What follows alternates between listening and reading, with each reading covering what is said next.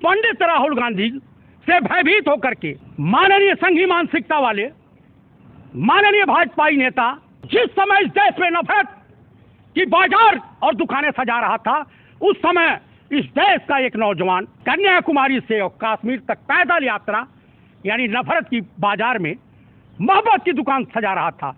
भाजपा और आरएसएस के असली चेहरों को पहचानिए, ना ये हिंदुओं की हितैषी हैं, ना मुसलमानों की हितैषी हैं। बता रहे प्रधानमंत्री जी कह रहे हैं, क्या कहे, तीसरा कार्यकाल दीजिए, तीसरी नंबर बना अर्थव्यवस्था बनेगी, अर्थव्यवस्था की भारत की अर्थी उठाने की व्यवस्था बनेगी।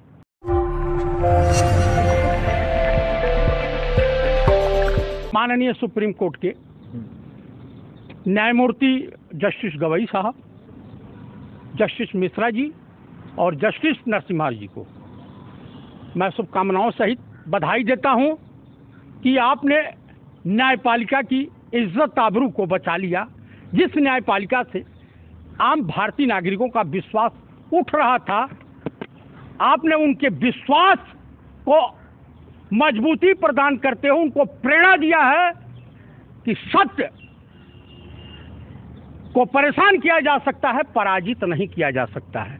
जो गलती गुजरात की, सूरत की लोअर कोर्ट, सेशन कोर्ट और गुजरात की हाई कोर्ट ने किया है, उन गलतियों को मिटाते हुए न्यायपालिका में भारतीय जनमानस का विश्वास जताते हुए आपने जो निर्णय दिया है, जो डायरेक्शन दिया है, जो स्टे दिया है, वो काबिले तारीफ है और इतिहास के स्वर्णिम अक्षरों में आप लोगों का नाम लिखा जाएगा कि आपने बिना डर, भय और लालच के न्यायपालिका की इज्जत आबरू को बचा लिया है।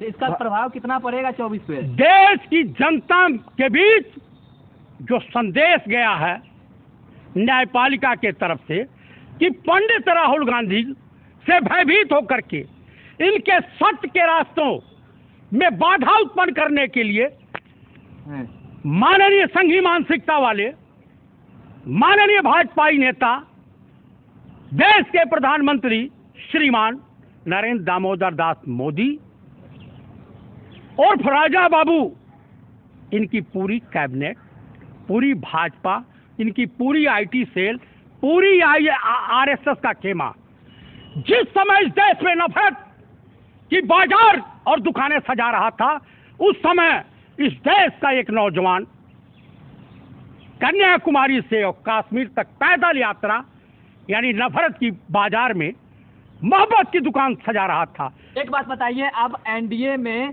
38 दल है, 26 दल मिलकर कैसे मुकाबला करिएगा उनका? ये महाराज, हाँ। ऐसा है, उनके पास जो है चाचा भतीजे की पार्टी, बाप बेटे की पार्टी, चक्की चौराहे की पार्टी, चोरू चक्कों का दल, यही तो है। हाँ। उनके वहाँ ऐसी वॉशिंग मशीन है एनडीए में कि तमाम भ्रष्टाचारी, बलात्कारी, व्यभिचारी, दुराचारी, देशद्रोही सब उसमें धुल करके पक्के हुए 70,000 करोड़ का भी जो फ्रॉड जो है उसमें आ जाएगा।